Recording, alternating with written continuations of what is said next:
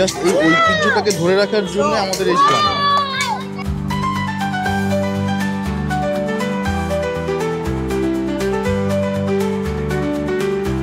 বাংলাদেশের একটি হারানো ঐতিহ্য বায়োস্কোপ। দীর্ঘ একটি সময় পরে আমরা এই বায়োস্কোপ আজকে দেখতে পাচ্ছি। আমি এই মুহূর্তে আছি গুলশান 2 শাহাবুদ্দিন পার্ক। এইখানে এসে দেখলাম যে এই যে বায়োস্কোপ, অর্থাৎ আমাদের জেনারেশন, অর্থাৎ 90 দশকের যে শৈশব, সেই শৈশবের একটি অনন্য অবস্থান ছিল হচ্ছে এই বায়োস্কোপকে ঘিরে।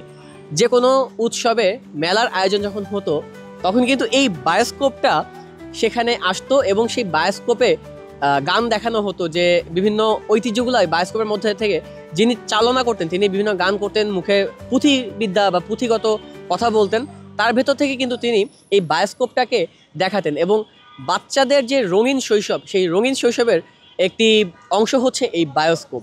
তো দীর্ঘ একটা সময় আমরা আজকে এই বায়োস্কোপটা পেয়েছি। এই বায়োস্কোপের দায়িত্বে যিনি রয়েছেন, আমি সেই ভাইয়ের সঙ্গে একটু কথা বলবো। ভাই, আপনার নামটা একটু যদি। আমার নাম শাকিল আহমেদ, আমার কোম্পানির নাম আলিফ বিনোদন ফ্যাক্টরি। আচ্ছা, এটা কোথায়? জি, এটা কোথায়? এটা হচ্ছে কামরাঙ্গীরচর। কামরাঙ্গীরচর। হ্যাঁ, আমার অফিস কামরাঙ্গীরচরে।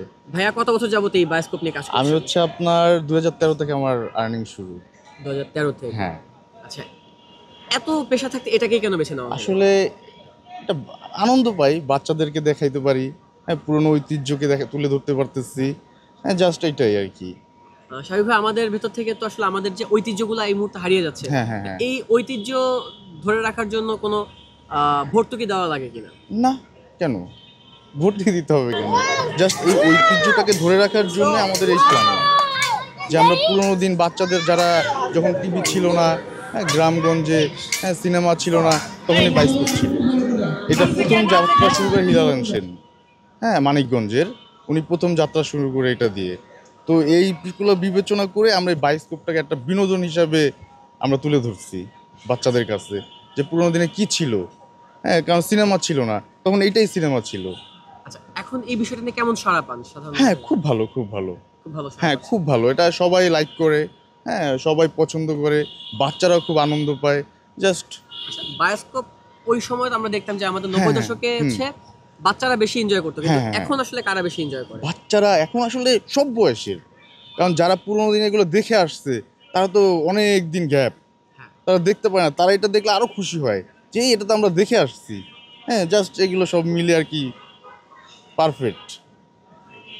যেমনটি আসলে আমরা তার কাছ থেকে শুনছিলাম যে এই যে বায়োস্কোপটা, এটি আসলে আমাদের যে ঐতিহ্য, সেই ঐতিহ্যকে ধারণ করে এবং বাঙালির যে 90 দশকের ঐতিহ্য, সেই ঐতিহ্যকে লালন করার পরবর্তী সময় থেকে কিন্তু একটা পর্যায়ে এসে 20 শতাব্দীর শুরু থেকে এই যে ঐতিহ্যগুলো, সেগুলো কিন্তু বিলীন হতে বসেছে। আমরা যারা 90 দশকের মাঝামাঝি সময় আমাদের জন্ম, বা আমরা যারা 90 দশক থেকে বেড়ে ওঠা শৈশব কৈশোর, সেই সময় থেকে কিন্তু আমরা এই বিষয়গুলোতে অভ্যস্ত ছিলাম। কিন্তু পরবর্তী সময় এই যে বিলীন হয়ে যাওয়া, সেই বিলীন হয়ে যাওয়া ঐতিহ্যকে কিন্তু ধরে রেখেছেন আমাদের সাথে থাকা এই ভাইটি।